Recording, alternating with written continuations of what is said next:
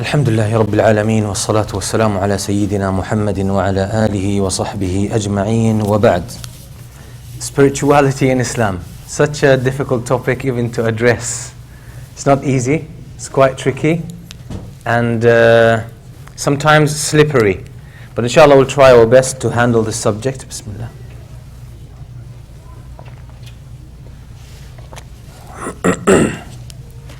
The first question is, what is spirituality? Because when people talk about spirituality, oftentimes they're talking about different things, using the same word, but talking about different things. So what is spirituality? Let's take some opinions. What do you think spirituality is? It's the inner dimension. It is the inner dimension. The inner dimension. This needs a definition, doesn't it? Like spirituality is probably a bit easier than saying the inner dimension, right? Because that could be interpreted in so many ways, yeah? The inner dimension. But it's good, still it's good. What's spirituality? Believing in what we don't see. Believing in what you don't see, so in the unseen world. Believing in the unseen world. So spirituality has to do with the unseen world. Has to do more with the unseen world. Unseen means you can't access that world with your five senses. That's what it means. You can't access that world with the five senses. So you can't touch it, you can't see it, you can't hear it, you can't smell it, you can't feel it. What's spirituality? It's the opposite of materialism. Opposite of materialism. Opposite of materialism. Okay, still we're not there. What is the word for spirituality in Arabic? That's going to give us an axis. Iman is faith and belief. Al-Rawhani, Al-Taqwa, Al-Rawhaniyya. Who said Rawhaniyya? Okay. Al-Rawhaniyya means, if you translate spirituality into Arabic literally, okay, you're going to arrive at the word Rawhaniyya. But if you look at the books of the scholars, Muslim scholars, the word Rawhaniyya doesn't pop up. You don't come across Rawhaniyya, spirituality per se. Why? Why the scholars, the Arab scholars, did not use Rawhaniyya? Although in English when you say spirituality, okay, if you translate it, it's gonna be Rawhaniyya, has to do with the spirit, ruh, with the soul. That's because the word Rawhaniyya, okay, was abused. There were sorcerers, people who dealt with jinn. So what they used to do, as they say, تحضير الأرواح أو الاتصال بالأرواح. These are people who dealt with jinn, and jinn was called spirits. So arwah. So these people, instead of saying we deal with jinn, they said نحن نتعامل مع الأرواح. We deal with spirits. We deal with the world of spirits. So Rawhaniyya was more used with sorcerers. So if a person was Rawhani, it was more of a sorcerer kind of implication to the word. So this is why the word Rawhaniyya is not used in Arabic within the right context. Rawhaniyya, Arabs don't use the word spirituality because Rawhaniyya has been contaminated with people who deal with jinn. They said we deal with spirits, so we are spiritual. But that's false.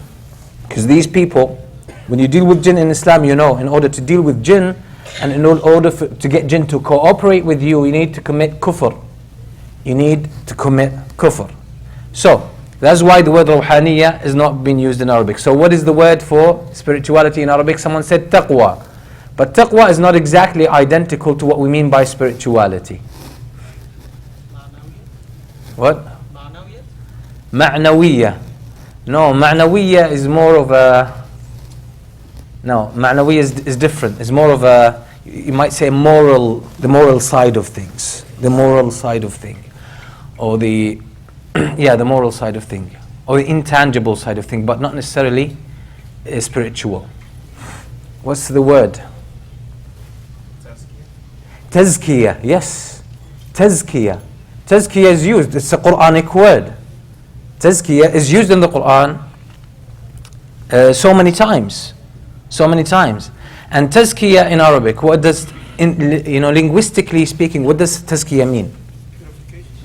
Purification, that's inaccurate. Cleansing is inaccurate. That doesn't mean it's wrong, okay? But we said linguistically we need to trace the original meaning of tazkiyah. What does tazkiyah, if you go to Lisan al-Arab, Arabic dictionary, Arabic dictionary, what are you going to find the word tazkiyah origin? The origin of the word, what does it mean? Like the core of the word, what does it mean? Increase, yes, az-ziyadatu wan-nama. Az-ziyadatu wan-nama, increase and growth. That's the core of the word zakah or tazkiyah. Okay, zakah and tazkiyah means az-ziyadatu wan-nama, increase and growth. That's what tazkiyah mean. But words in Arabic have compound meanings. So that you have the core meaning, then you have associated meanings, just like in other languages as well. So from the associations that are connected to word tazkiyah is purification, cleansing. Purification and cleansing, because you cannot achieve growth, and this is why the logic behind it. So if you check with some of the Arabic dictionaries, they actually find the logic behind the meanings of the words and how the words connect to the letters. So the letters in Arabic are meaningful. So you'll find, for example, قاموس اللغة لابن فارس أو مقاييس اللغة ابن فارس, he's going to tell you the combination of these three letters gives this meaning. This is a profound aspect of the Arabic language. So if you combine three letters together, they convey a meaning. And you will find this meaning in all derivations and all word shapes that come from this root, from these three letters.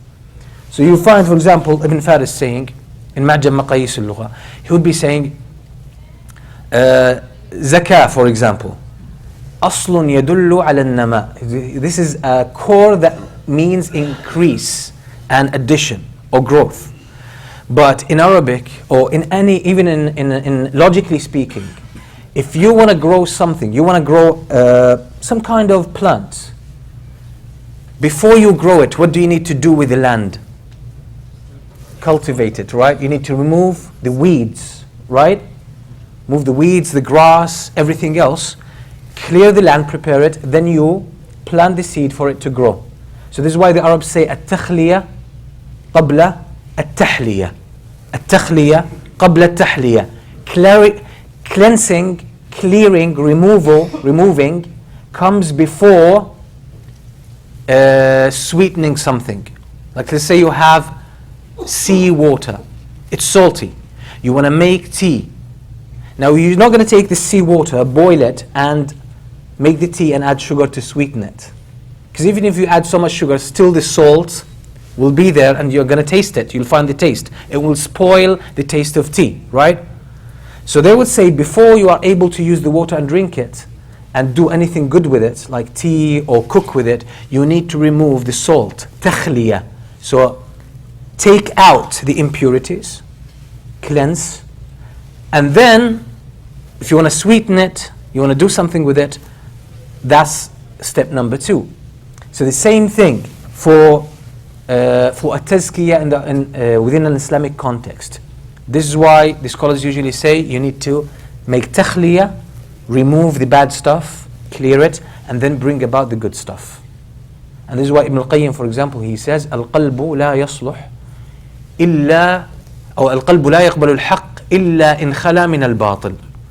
The heart will not accept the truth until the falsehood in it has been removed. So, because if the heart is occupied with something, it's like a full cup. A full cup, you try to add something, it's full already, it's not going to take anything more. So you need to remove what's in it in order to add, or remove the batil or the falsehood in order to add what's actually good. Okay, so tazkiyah is a word that's used to mean spirituality. What else? Zuhud. Who said zuhud? Zuhud.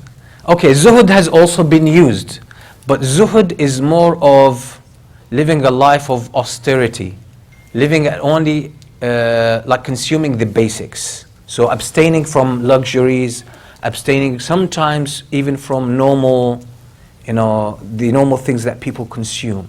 So staying away from that. So it has taken that physical manifestation more. But it zuhud refers to a state of the heart. Yes, that's true. but not yet. Still, it's not identical, but it adds some light there. What else?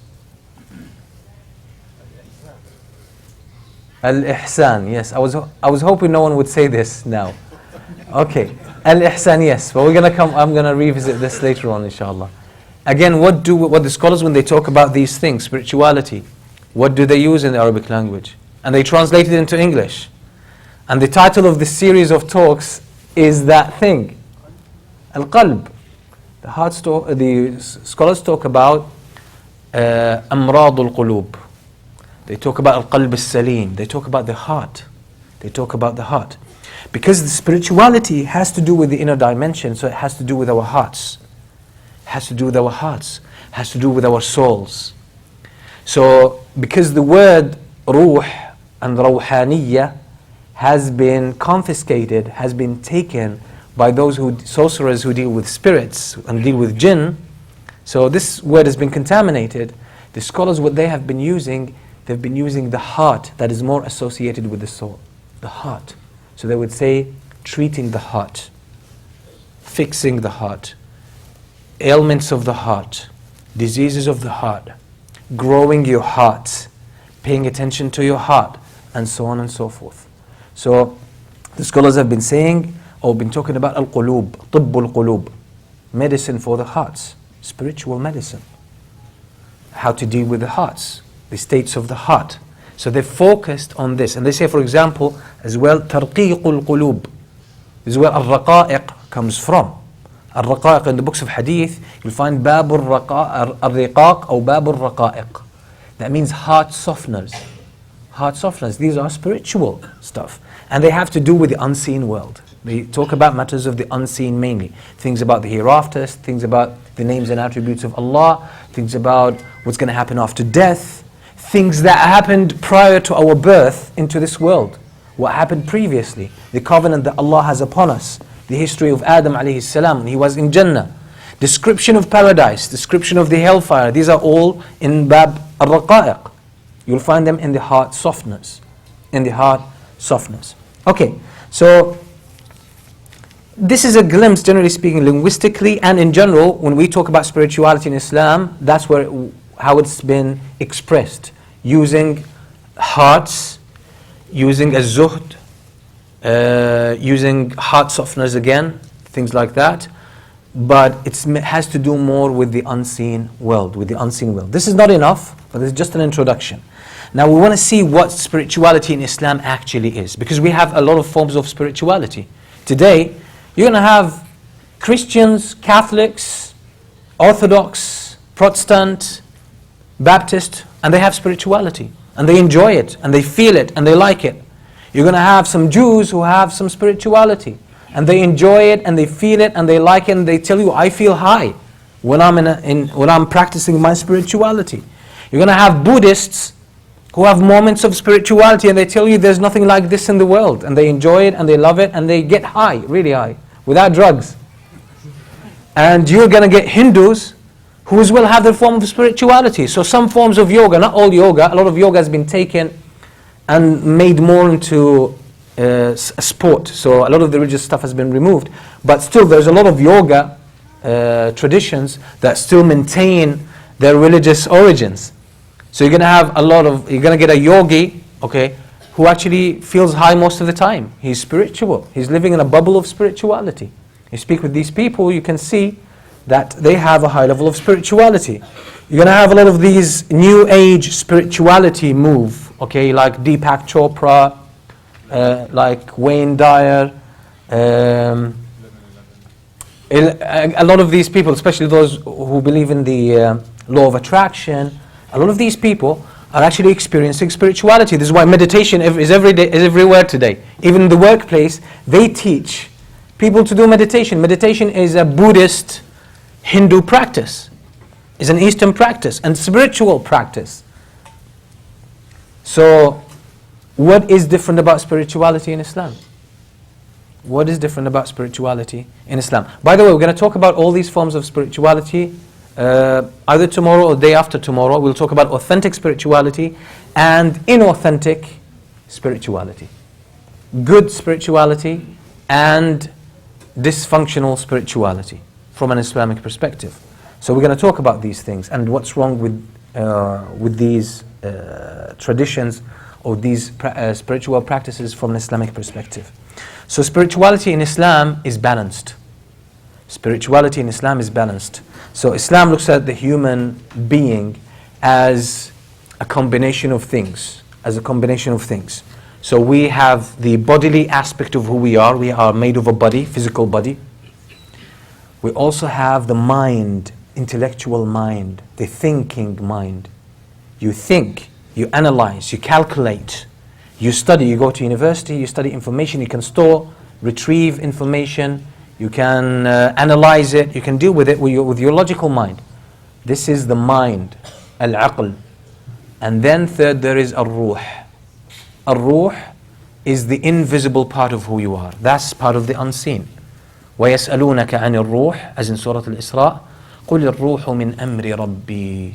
They ask you about the ruh, about the soul, about the spirit.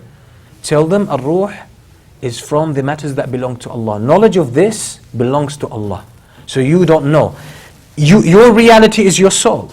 Your reality is your soul, because once the soul leaves the body, it's a body. It's lifeless. What really gives life to you is your soul. So once the soul leaves, the body is meaningful. It decays. It's meaningless, so it decays. So your reality is in your soul, but yet you have never seen your soul, you have never smelled it, you have never touched it, you have never heard its sound, you haven't tasted it, you don't know how it looks like. That's your soul. So Islam looks at the human being as a combination of these: body, mind, intellect and soul. Body, mind or intellect and the soul. So in Islamic spirituality, it says that most human beings are trapped more into their bodies and into their minds, and they neglect that hidden or invisible aspect of themselves, and that's the soul. So you have the atheists today, and by the way, I forgot to mention, do you know that there are atheists who are spiritual? Yes, one of the most radical, staunch atheists today is Sam Harris, the one who wrote The End of Faith. He wrote a book and he called it Spirituality Without Religion. And he actually advocates spiritual practices to feel high, to feel spiritual. So it shows you that, you can mess around with your soul. You can mess around with your soul. And that's why we need to really to understand what Islam offers us in terms of spirituality. And that's something we're going to talk about inshallah in the next couple of days, is what does Islam have to offer when it comes to spirituality? Why Islamic spirituality is important for the world in which we live today. Why? So you will find a lot of people who are spiritual, claim to be spiritual, and with spirituality comes a lot of morality, by the way. But yet, because these people are not following an authentic spirituality, what's going to happen? They have their own biases, and they have their own issues, and their own prejudice. So you have for example, in Burma, you have the Buddhists who claim to be the most peaceful, and they don't hurt animals, they don't even hurt insects. Even some of them refuse to take antibiotics because these attack creatures that they believe are God, by the way. So they don't want bacteria to be killed. So that's why some of them don't take antibiotics. This is how peaceful they are supposed to be. Yet when it comes to Muslims, you see what's happening to the Muslims in Burma. So when people follow a false form of spirituality, that makes them a dangerous machine. A dangerous machine. And the same thing happened. What fueled the Crusade Wars? What fueled it in Europe? Spirituality. It was spirituality. It was utilized to get the people in a very emotional state, in a very biased state against the Muslims, against the infidels. And then they brought all of these people into the Middle East to fight against the Muslims and for them to get back the Holy Land from these savage infidels, as they claimed. So spirituality, we're going to see inshallah what Islam offers in terms of spirituality today and how important it is for the world in these days, in these circumstances. So for spirituality in Islam, the way it is balanced Islam makes the balance between these three aspects of who we are: the body, the mind, and the soul. So if you lean completely on the side of spirituality, you're not a balanced human being. You're not a balanced human. And you find even in the Muslim tradition, there were spiritual people who stopped praying. They stopped worshipping Allah. You have spiritual people who started to say, I don't mind, you're a Muslim, a Jew, a Christian, a fire worshipper, as long as you connect to Allah, you're going to end up in paradise. And that's what actually Ar-Rumi, the famous Persian poet, that's what he says. Among his most famous lines of poetry, he says, I don't mind what you die upon, as long as you connect to God. That's it. That's what life is about. So when you get into so much excessive spirituality, to the negligence of your body, to the negligence of your intellectual mind, you will lose it. You will lose it. Okay? So Islam finds or places spirituality within a balanced state. So this is why the only way to practice spirituality right is to balance it out with complete obedience to the Book of Allah and the Sunnah, authentic Sunnah of the Prophet sallallahu alaihi wasallam. Any form of spirituality that does not abide by the Quran and the Sunnah is a defunct spirituality. It's unacceptable. So our criteria, that's the borderline, these are the guiding lines, that's the frame within which spirituality can be helpful and beneficial and can lead you to paradise. If you cross that line, that's it. You're going off, you're losing the plot. And you're going to go off track, and this is why a lot of the spiritual traditions within the Islamic history have actually gone wrong. They have gone wrong, why? Because they started challenging instructions in the Quran, instructions in the Sunnah. They started going against them. And they started to claim something. Usually the claim behind this was علم الظاهر وعلم الباطن. Knowledge of the apparent things. You guys know that pork is haram, alcohol is haram, 5 daily prayers are wajib, an obligation, and so on and so forth. For them they say that هذا علم الظاهر. He says this is the knowledge, the apparent knowledge. Everyone can see this in a text and can abide by it. But he said what's more important is علم الباطن. Knowledge of the inner things, of the deeper part of things. And they say, by the way, in principle there's nothing wrong with this. There is علم الظاهر and there is علم الباطن. Most people are at a very basic level of knowledge where they take things extremely literally to the negligence of the meanings. Yet the scholars, when people get more grounded in knowledge and they grasp knowledge and they understand it, then they start to see more deeper patterns and hidden patterns, but not to the negligence of the apparent ones. So both of these levels of knowledge, zahir and batin, apparent, shallow and deep, are incompatibility. They're not against each other. They're not against each other. That's correct. But the problem with these people is that they said when you find ilm al-batin, when you find knowledge of the deeper things, you no longer have to abide by the stipulations that you find in the Quran and the Sunnah. So you don't have to pray, you don't have to fast. You can, a lot of these people, like if you're gonna, for example, one of the books of Ar-Rijal, biographies, is Tabaqat al-Sha'rani. Tabaqat al-Sha'rani, he wrote about many scholars, he talked about many worshippers and so on and so forth. So he talked about some worshippers, and when you look into some of those people who embraced this ilm al-batin to the negligence of ilm al-zahir. So they said, forget about the instructions, forget about praying 5 times a day, forget about all of this. This is for al-amma. This is for the general masses. But when you embrace the reality of faith, you don't need to pray. And then they quote the verse, وَعْبُدْ رَبَّكَ حَتَّى يَأْتِيَكَ الْيَقِينَ. They say, worship your Lord until certainty or truth comes to you. Yaqeen here, the scholars are agreed upon unanimously that it's al-maut, it's death. O Messenger of Allah, worship Allah until death comes to you, because it's so certain. Death is yaqeen. They said, no, yaqeen is ilm al-batin. When you have the certainty about these inner sciences, hidden sciences, when you reach to that stage, you don't need to worship Allah apparently with your body. And some of them go even worse. They say, you don't have to worship Allah because in that point you become Allah. A'udhu billah. Okay? A'udhu billah. Now, in Tabaqat al-Sharani, for example, you're going to find some biographies of people who went off track. That these people used to commit zina. Used to commit zina. These are known, respected, supposedly worshippers, sometimes considered to be scholars. They used to commit zina. And guess what? In that moment, as they're committing zina, they say, this act, because it's done from my heart, with my knowledge of the deeper stuff, is going to take me to paradise. This is what the Muslim scholars call zandaqa. This is zandaqa. This is blasphemy. This is blasphemy. So that's wrong. That's when it goes away. So this is why we need the balance. With spirituality is beautiful, powerful. It's part and parcel of Islam. It's part and parcel of the Prophet ﷺ's example and life. You can find it among the companions. You can find it among the tabi'een, and the scholars have always had it.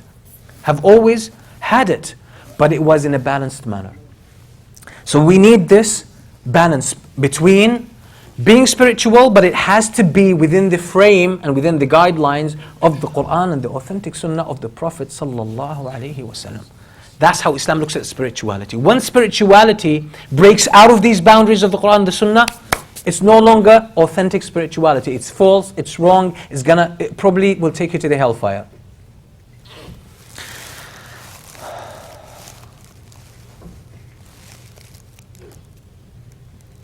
Also, spirituality in Islam needs to be balanced with rationality. With rationality. Because spirituality, as we will explain, comes with a lot of morality, a lot of kindness, a lot of altruism, a lot of selflessness. And this could get to a point where it becomes excessive and too much.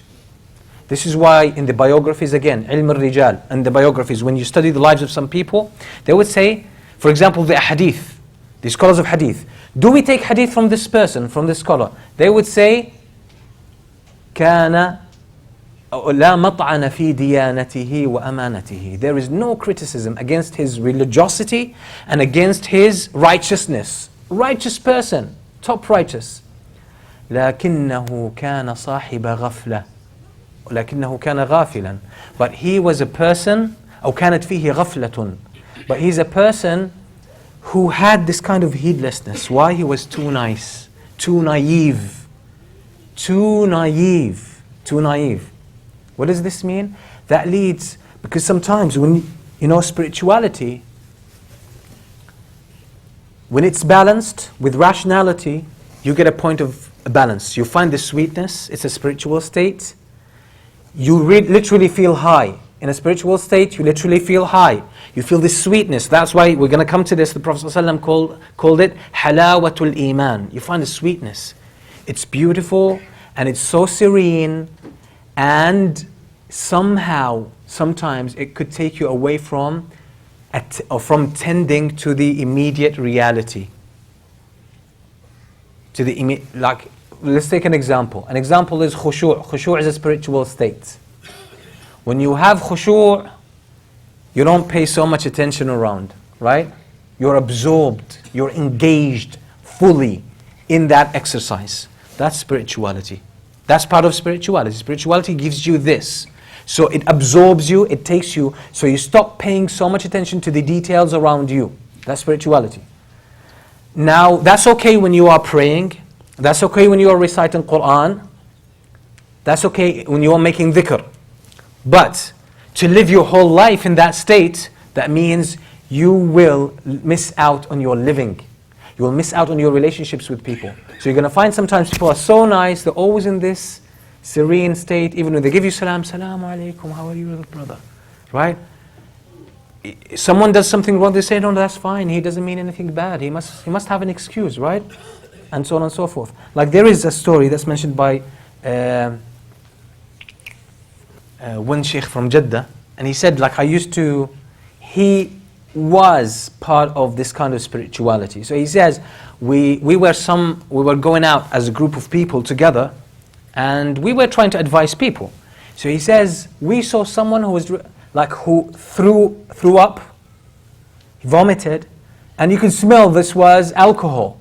He had just been drinking, right? Because he was drunk, he was intoxicated, he wasn't feeling well. Then he vomited and it smells alcohol. So he said, oh, this guy's been drinking. So he said, the guy with me, he said, no, we can't accuse him, we don't know. Allahu a'lam, Allahu a'lam.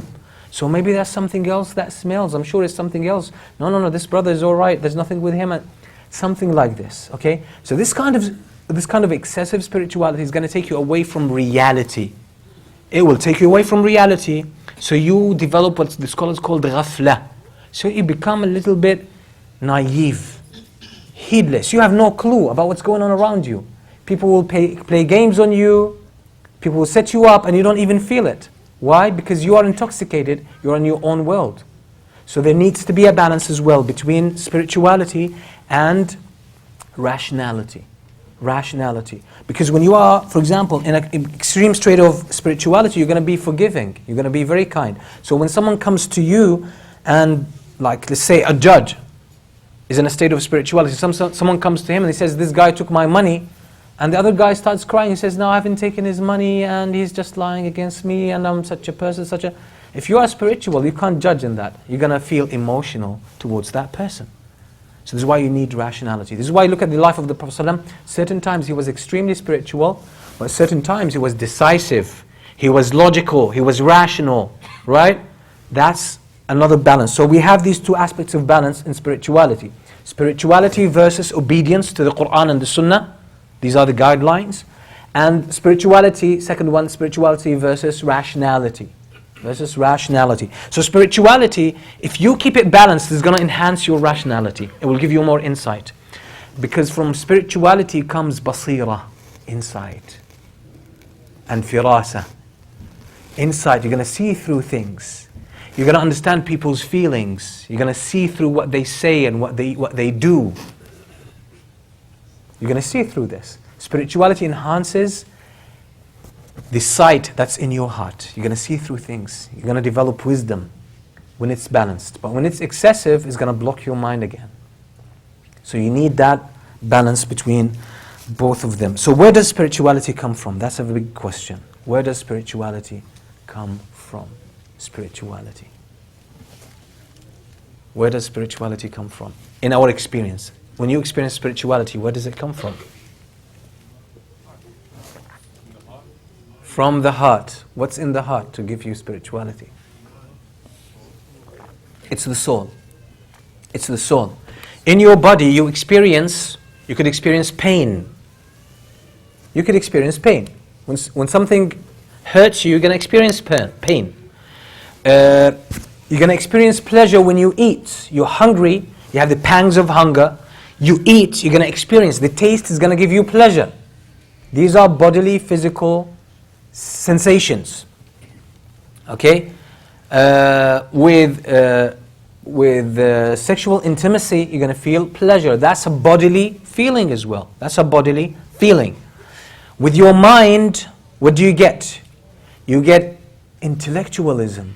So you can rationalize. And this brings you a lot of pleasure, by the way, or gives you trouble.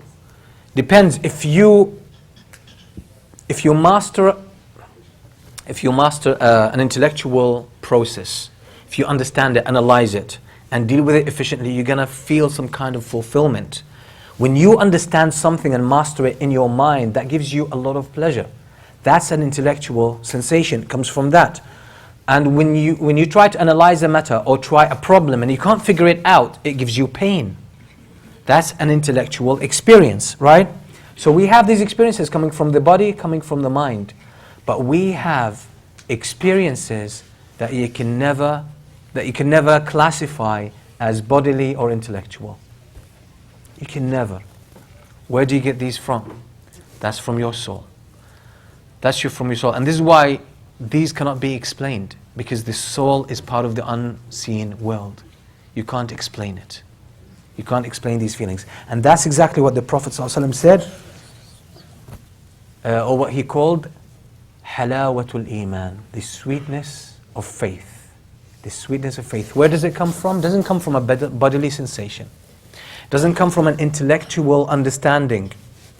It doesn't come from that. Where does it come from? It's a moment. Sometimes you're praying or reciting Quran, it just dawns on you and you don't know where it came from. A moment of khushu'. You're listening to the Quran, you find tears rolling down your cheeks. Such a beautiful sensation, you have no words to describe. Where does this come from? That's a ruh, that's your soul. It's connected to your heart. It's connected to your heart. So spirituality comes from our ruh, from our soul. It has nothing to do with our body, has nothing to do with our mind and intellect. It has to do with the soul. And that's halawatul iman, and khushu' is for an example of it. Now the biggest question for me. What is, or this feeling of spirituality, this sweetness of iman? It comes from the soul. That the soul is the source of it. When does the soul experience this spirituality and express it to us so we feel it? When? There is one secret to it. One secret to it. Remembrance of Allah. Remembrance of Allah is a tool to get there. Closeness is a word to describe it, but it's not the exact word. Abu Ahmad? Yes. Al-Mahabba. Al-Mahabba. Loving Allah subhanahu wa ta'ala, experiencing the love of Allah. Who says this? It's not me. It's the Prophet sallallahu alaihi wasallam. The Prophet sallallahu alaihi wasallam. Why does he say this? Listen to what the Prophet sallallahu alaihi wasallam says. He says, ثلاث من كن in Sahih Muslim, ثلاث من كن فيه وجد بهن حلاوة الإيمان. Three things. Whoever has them will definitely experience halawatul iman, the sweetness of faith, the sweetness of iman. That's what spirituality is, halawatul iman. What are these three things? First one, أن يكون الله ورسوله أحب إليه مما سواهما. That Allah and His Messenger are more beloved to this than anyone else. He has love, His love is for Allah and His Messenger like no one else. Not even for oneself. Because Umar Khattab radiallahu anhu asked the Prophet ﷺ that I love you more than, but I love myself more. The Prophet ﷺ said, not yet. Not yet. So he thought to himself and figured out, and he said, Wallahi, now you are more beloved to me than myself. The Prophet ﷺ said, Al-ana ya Umar, now you got it. So really, spirituality comes, the reality of spirituality is experiencing love with love of the divine, love of Allah. That's it. That's why spirituality comes, it's love. And Ibn Taymiyyah explains that the essence of Iman, the essence of Iman and the reality of Iman, and the reality of ibadah, worship, is love. Is love. Don't make it technical. These technicalities are manifestations of that state, spiritual state, love. So at the core of who we are as human beings is love. Ibn al-Qayyim says in Madarij al-Salikin, حقيقة الإيمان هي محبة الله. He says the reality of Iman. You want to know what Iman is? A lot of people think it's intellectual. And that's where Al-Murji'ah went wrong. They missed out on this side of spirituality. They thought Iman is in the head, is in the mind, is intellectual. So they said, as long as you know Allah, your Iman doesn't go up and down. No. Iman is spiritual in essence. It has to do with the mind, it has to do with our bodies. But the heart of Iman, the essence of Iman is love. It's a spiritual state. So spirituality, you access it, you experience it when you feel the love of Allah, when you access the love of Allah and His Prophet ﷺ. So the first one, أن يكون الله ورسوله أحب إليه مما سواهما. Not only this, أن يحب المرأة لا يحبه إلا الله. Not only that you love Allah and His Messenger the most, but even when you love human beings, you're going to love them for Allah. So you derive your relationships and your emotion of love, you don't offer it to anyone. It's based completely on Allah. That's again just shows how much you love Allah. That's it. This second one branches out from the first one. And the third one is the same. وَأَنْ يَكْرَهَ أَنْ يَعُودَ إِلَى الْكُفْرِ كَمَا يَكْرَهُ أَنْ يُلْقَى فِي النَّارِ.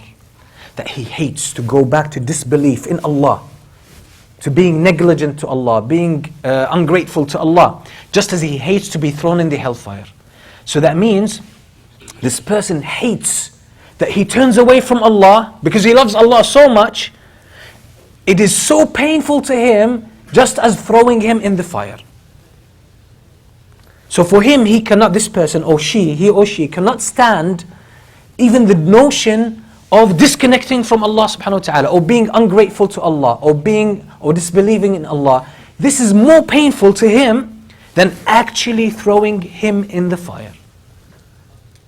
Because that's where his heart is with Allah subhanahu wa ta'ala. So where does halawatul iman, which is spirituality and sweetness, come from? Love of Allah. And the love of the Prophet ﷺ is a branch from the love of Allah.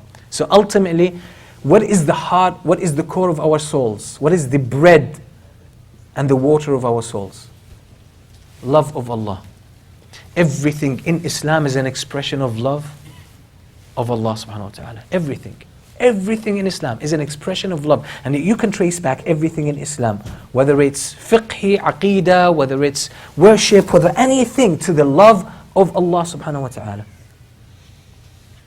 And I quoted previously Ibn Taymiyyah, where he says so many times in Majmu' al-Fatawa, when he talks about al-mahabba, he even has a book. He wrote a book on al-mahabba called it's named Risalatun fil Mahabba, a treatise on love.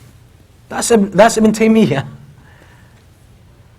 Even Imam al-Ghazali, he spoke so much about al-mahabba, al-hubb, and being the heart of Islam.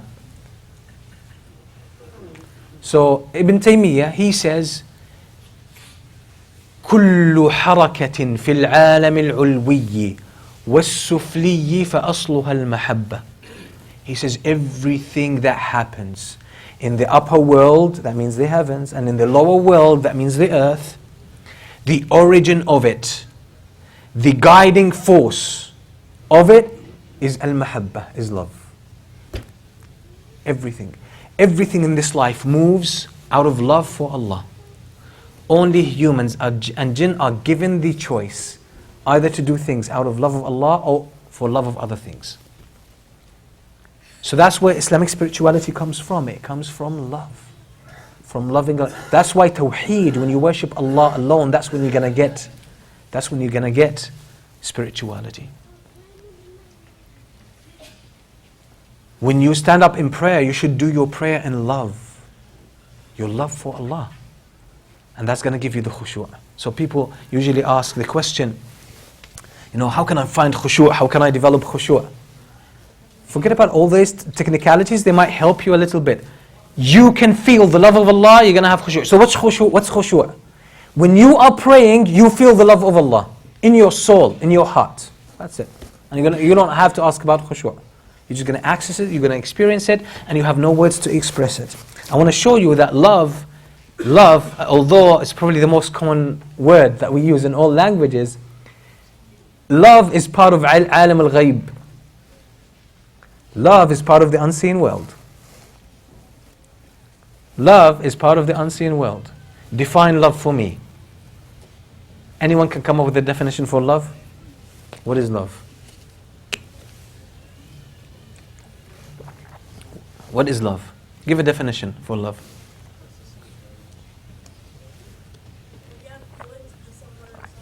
When you have feelings for someone or something, I hate a person, that's a feeling for someone or something. Is it love? It's hate, right? But good attempt. What? Devotion. Now you need to define what devotion is. Because devotion is more about investing yourself in something, sacrificing yourself into something. So that's a bit far from love. It is connected to love, but it's not love. Closeness. Closeness, okay, is a sign of love, but it's not love itself. It's a sign.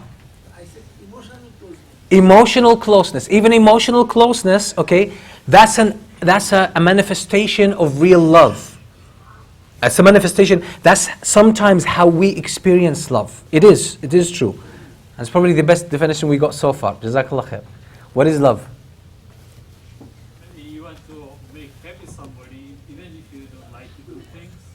You make what? You want to make happy someone. Make someone happy. Like sometimes if you love someone, you don't have to make them happy. Like if you love your child, you might not give them everything and sometimes make them upset because you love them, right? So it's not the reality of love. It could be a manifestation of love, a sign of love that you want to keep this person pleased. It's a sign of love probably, but it's not love. What is love? You like something more than yourself. But you used love to define love now. فسر الماء بالماء, right?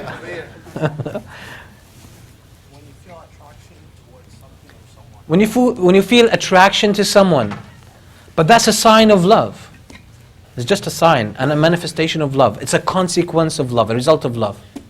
Let me save you the effort.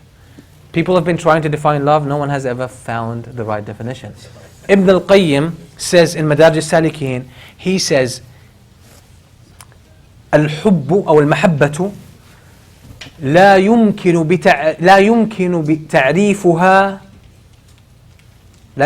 تعريفها بكلمة أخرى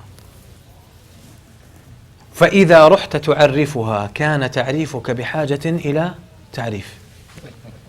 So he says, love cannot be defined or captured in a word. And if you try to capture it in a word or find a definition for it, your definition will need a definition and it will make it more ambiguous, more unclear. So he says, listen to how he defines love. He says, فحقيقة المعرفة حقيقة المحبة لا تدرك إلا أن تحب. You can never find out what love is. You can only find out what love is when you love. That's it. So he says, the experience of love is the only definition of love. Okay? The experience of love is the only definition. Any other definition you give will just take you away from love. That's it. Will just take you away from love. Why? Because love is a spiritual experience. There's no way you can capture it in your head, in your mind, or anywhere else, or with words. It's part of the unseen world. And this is why halawat al-iman is not something you can try to describe it to someone. You're going to say to someone, I felt yesterday I was praying and I felt so great. And he says, yeah, so what? Like there's nothing special. You read about all these experiences, there's nothing. That's why the scholars, by the way, students used to go to the scholars not only to learn hadith and fiqh from them, but to learn what? Al-adab and as-samt. They used to learn al-adab, which is the general demeanor of that scholar, the way he carried himself, the way he behaved, and as-samt. What's as-samt? His presence. Presence. When you are, and people have met scholars, sometimes you feel this. When you are in the presence of a scholar, you feel there's some kind of serenity surrounding this person. Where does it come from? Their love for Allah. Their love for Allah subhanahu wa ta'ala. So, for example, Imam Malik, his mother used to send him to learn.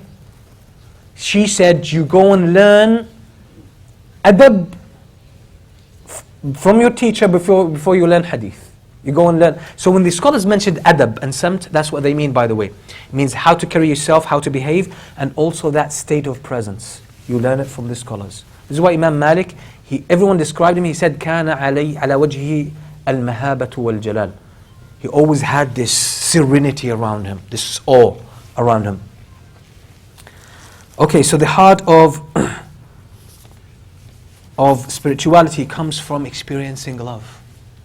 It comes from experiencing love for Allah subhanahu wa ta'ala. This is why when people love other than Allah, they still experience spirituality.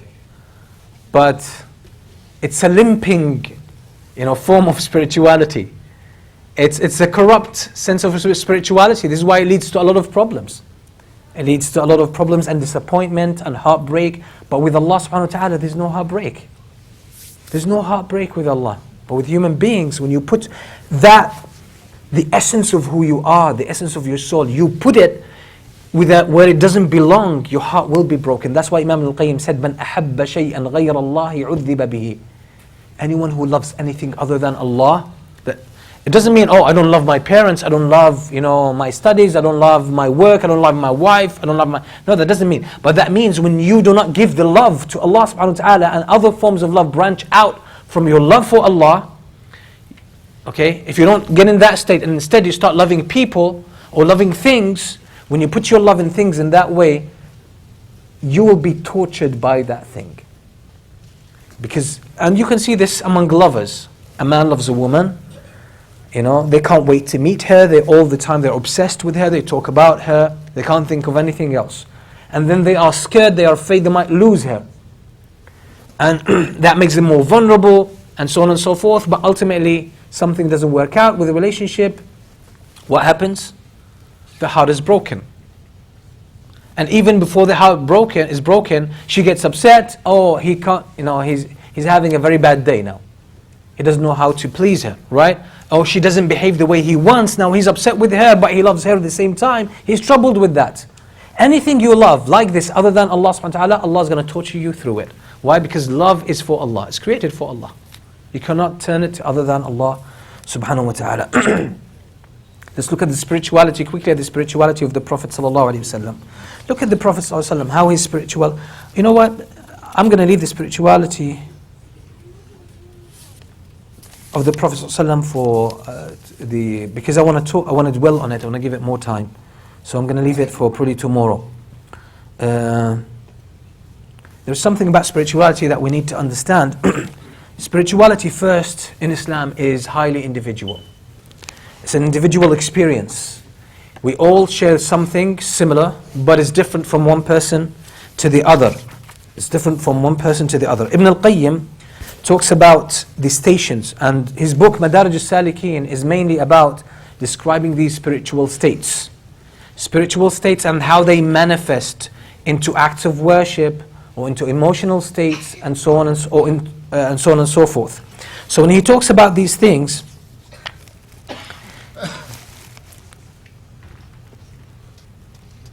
he mentions something how, because he's explaining in Madarij al-Salikin, he's explaining a book by Abu Ismail al-Harawi, okay, Manazil al-Sa'irin. He's explaining a book by someone, a scholar before him, who lived 300 years before him.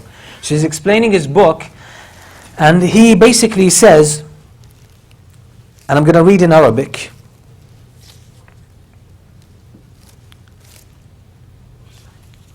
Just let me go through it quickly. He basically says, some scholars wrote about these spiritual states, and they put a certain order. So you go through this state, then through that state, then through that state, then through that state, and so on and so forth. So it's more of a sequence, or it's a program that you go through. Ibn al-Qayyim says this is completely wrong and it doesn't work. He says because people are different. So what you might arrive at 5 years from now in your spiritual journey, Allah might give it to a person now, at the beginning of his journey. And what Allah has given you at the beginning of your journey might not yield itself to that person except after a long time in his spiritual journey. So he says, this is why there's no fix. This is why when he was talking about these stations, he said there is no sequence that is carved in stone. Each one is different. Each one is different. Each one is going to experience things differently. This is why he says, وَنَذْكُرُ لَهَا تَرْتِيبًا غَيْرَ مُسْتَحَقٍ بَلْ مُسْتَحْسَنٍ. He says, the sequence I followed in this book, he said, it's not carved in stone. It's not a must. But he says, it is for me, it is favored. It is favored for me. Then he says, على أن الترتيب الذي يشير إليه. He's talking about the author. على أن الترتيب الذي يشير إليه مرتب للمنازل ومرتب المنازل لا يخلو من تحكم ودعوى من غير مطابقة. That's it. So basically what he says, that this sequence that is mentioned by the original book, or the author of the original book, he says it is personally chosen and forced. So this person chose it to be the pathway, but it's not a must. And he says, وَدَعْوَى مِنْ غَيْرِ مُطَابَقٍ. And he says, this is a claim that has no reality behind it, that you have to go through this exact sequence. Then he says, and that's what my point, he says, okay, وقد يعرض له أعلى المقامات والأحوال في أول بداية سيره فينفتح عليه من حال المحبة والرضا والأنس والطمأنينة ما لم يحصل بعد للسالك في نهايته. So he's saying about some people who take the spiritual journey to Allah subhanahu wa ta'ala. He is saying, and sometimes the highest levels offer themselves and yield themselves to some people at the beginning of their journey. So all of these open up to him at the beginning of the journey. Love, happiness or satisfaction with Allah, connection to Allah, and serenity and peace of heart with Allah subhanahu wa ta'ala, which doesn't usually happen to a person who has taken this spiritual journey, except in the end stages or at the later stages. Okay? So basically he's saying it's highly individual. So the spiritual journey is highly individual. I'm going to take a few minutes before we go inshallah for Isha, because I need to close this topic. So when it comes to spirituality, no one should give you a specific prescription. Any kind of sequence is actually suggested and preferred by that person, as long as it's within the Quran and the authentic Sunnah. That's what really matters. So what happened, your experience in spirituality might be different to someone else. And I'm going to recite something from, quote something from Ibn al-Qayyim that actually shows this, that it's highly individual. Ibn al-Qayyim talks about something about Jibreel alayhi salam. He says Jibreel, when he came to the Prophet sallallahu alayhi wasallam, in the book Ar-Ruh, the soul, Ibn al-Qayyim talks about a soul in a specific book. So he says when Jibreel came to the Prophet sallallahu alayhi wasallam and gave him revelation, so he appeared to the Prophet sallallahu alayhi wasallam in the horizon. He said, where do you think Jibreel was at that time? He says Jibreel was with the Prophet ﷺ, and at the same time he was on the 7th heaven. At the same time, prostrating before Allah. Then he says, فَإِنْ ضَاقَ عَطَنُكَ بِذَلِكَ فَدَعْهُ. So he says, so if your mind cannot figure this out and refuses it, or finds a tendency to refuse it, okay, leave it. فَإِنَّ لِهَذَا الْأَمْرِ قُلُوبًا خُلِقَتْ لَهُ. For this kind of belief, there are hearts, specific hearts that are created for this kind of belief. Then he says, وَلَا أَظُنُّكَ يُشْكِلُ عَلَيْكَ أن الله عز وجل حال النزول الإلهي في الثلث الآخر من الليل مستو على عرشه عال على خلقه. He says, and I don't think you're going to question that when Allah subhanahu wa ta'ala descends in the last third of the night, Allah descends in the last third of the night, I don't think you're going to find it difficult to realize Allah is above His throne, above His creation. He's not connected to His creation in that physical sense. So he says, these things need hearts, proper hearts, to believe in them. Then I'm going to quote something that's, what's his name? Ibn Hajar al-Asqalani rahimahullah quotes from Ibn al-Qayyim, and Ibn al-Qayyim mentions this actually in Madarij al-Salikin. He talks about the Prophet ﷺ, why he used to fast a few days in a row without breaking his fast. Without breaking his fast, the Prophet ﷺ would fast a few days. So he says, because the Prophet ﷺ said to the companions, إِنَّكُمْ تُوَاصِلُونَ الصَّوْمِ, that you connect days without breaking the fast. They said yes. He said, don't do this. But they asked the Prophet ﷺ, they said, لَكِنَّكَ تَفْعَلُهُ, but you do it. The Prophet ﷺ says, فَإِنَّ لِي طَاعِمًا يُطْعِمُنِي وَيَسْقِينِي. I have someone to feed me and nourish me and give me water. That's not physical water, okay? That's not physical water. So, what is this? Now he's saying, Ibn al-Qayyim says, قَدْ يَكُونُ هَذَا الْغِذَاءُ أَعْظَمَ مِنْ غِذَاءِ الْأَجْسَادِ. This nutrition is most likely of higher quality than the physical nutrition. وَإِلَى هَذَا, okay. وَمَنْ لَهُ أَدْنَى ذَوْقٌ وَتَجْرِبَةٌ يعلم استغناء الجسم بغذاء القلب والروح عن كثير من الغذاء الجسماني ولا سيما الفرح المسرور بمطلوبه الذي قرت عينه بمحبوبه. So he is saying, okay, this kind of nutrition is of higher quality than physical nutrition. And he says anyone who has a spiritual, the slightest spiritual experience, okay, he knows that the nourishment of the heart sometimes can substitute and remove the need for physical nutrition.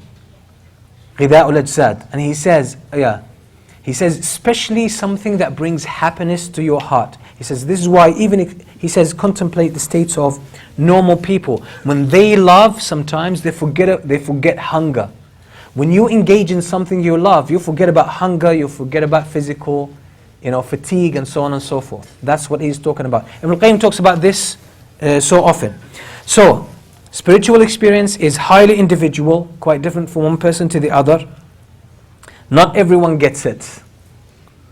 And that's why Ali ibn Abi Talib radiyallahu anhu, he said, حدثوا الناس بما يعرفون أتريدون أن يكذب الله ورسوله.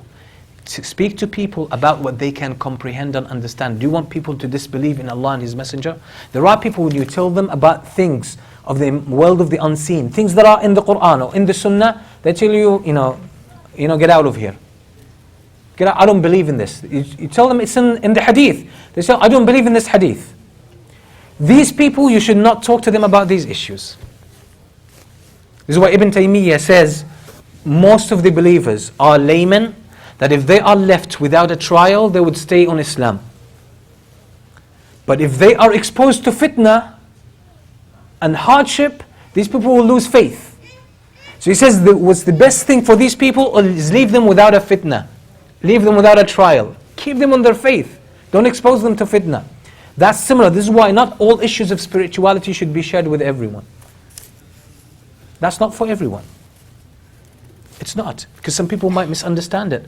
Some people might misimplement it. And so on and so forth. So it's not for everyone. Some people might not be able to understand it, so they reject it and they accuse the one who has it, okay, of committing some kind of innovation or bid'ah. There are stuff that if you're going to read from some of the tabi'een, you're going to say, this is unbelievable. I can't believe in this. I'm telling you this from a tabi'een, some from the companions of the Prophet ﷺ. There are some, if you read the biography of Ibn Taymiyyah, there are some issues. Actually, Ibn al-Qayyim in Madarij al-Salikin mentions certain incidents from the life of Ibn Taymiyyah. If you read it, you're going to say, no way this man even is a man of sunnah. I'm telling you. These are things that are there. But it should not be exposed to everyone. Why? Because not everyone can handle it. Not everyone can handle it. So this is why, if you look at the scholars, usually spiritual issues, they taught it individually. Like Al-Hasan al-Basri, he would teach these things at home, only for a select group of students, not for everyone openly. And usually people learn these from the scholars by mixing with them, not by offering these things to everyone. Because when you offer these things to everyone, they can be misimplemented, misunderstood, they can be a fitna for so many people. And my final point here is that spirituality, which is I want to close with, where do we find spirituality other than the sweetness of faith in that hadith of the Prophet ﷺ? Spirituality is what we call ihsan. Islam, Iman, Ihsan. These are the three levels. So with Islam, you focus on doing the obligations, keeping away from the haram and prohibitions. So it's quite it's heavily in the body. It's heavily in the body. Okay, it's about things you do physically, fast, pray, and do the things. That's what gets you into paradise. That's the entrance point into paradise. You cannot get to paradise without this. But when you dwell there for a good time and you invest your heart in it, you're going to grow a little bit more, intellectually and spiritually, where you will start to have a higher level of Iman. Higher level of Iman. Higher level of Iman is when Allah is most of the time in your heart, on your mind. And you have a sense of tawakkul and reliance on Allah, very powerful sense of tawakkul. You have this kind of awareness of Allah most of the time. And then when you grow even more, you get to what? you get to ihsan. With ihsan, you worship Allah as if you see Him. So Allah is always on your mind. You don't forget about Allah even for a single moment. So you, in constant state, you're experiencing the love of Allah. But because you have built enough Islam and enough Iman, you're going to get the balance between spirituality and the body, and between spirituality and intellectualism. That's how it goes. So in general, in brief, that's spirituality in Islam. It's balanced. It's part and parcel of Islam. You can do it excessively and go astray, or you can forget about it, neglect it completely at your own risk.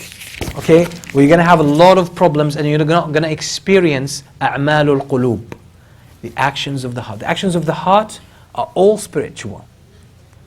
And the scholars of Islam are all agreed that what gets you into the highest ranks in paradise is a'malul qulub. Salah, you might say salah is physical. No, salah, one strand of it is physical. The biggest strand or portion of salah is actually your inner experience. The love you experience for Allah, the khushu' you have, the connection with Allah. So salah, although visibly you see it as a physical act, but the biggest part of it is spiritual. The biggest experience of it is spiritual. So we ask Allah subhanahu wa ta'ala to help us be spiritual and have this kind of spirituality upon the way of the Prophet ﷺ and his companions. And inshallah in the next couple of days we're going to see how this side of Islam has been taken care of by the scholars, have been nurtured and given special attention by the scholars. But when you cannot tune into it, okay, you're going to neglect it. And you can read a lot of books and completely miss it. Completely miss it if you do not open your mind and your heart to it. I will just conclude, among the scholars throughout the Muslim history, among the scholars who displayed, that's in my own personal research, the scholars that have displayed the highest levels of spirituality that is balanced, I've never seen anyone. There might be those who are not known, or some of them are documented in other books and so on and so forth that I haven't come across, but I have never seen a person who has balanced spirituality like Shaykh al-Islam ibn Taymiyyah. Unbelievable how this man was. Obviously nothing matches the Prophet ﷺ and his companions. We're just talking about now scholars who came later on. So we ask Allah subhanahu wa ta'ala again, اللهم اغفر لنا ذنوبنا وإسرافنا في أمرنا وثبت أقدامنا وانصرنا على القوم الكافرين اللهم طهر قلوبنا اللهم اغفر لنا ذنوبنا سبحان ربك رب العزة عما يصفون وسلام على المرسلين والحمد لله رب العالمين.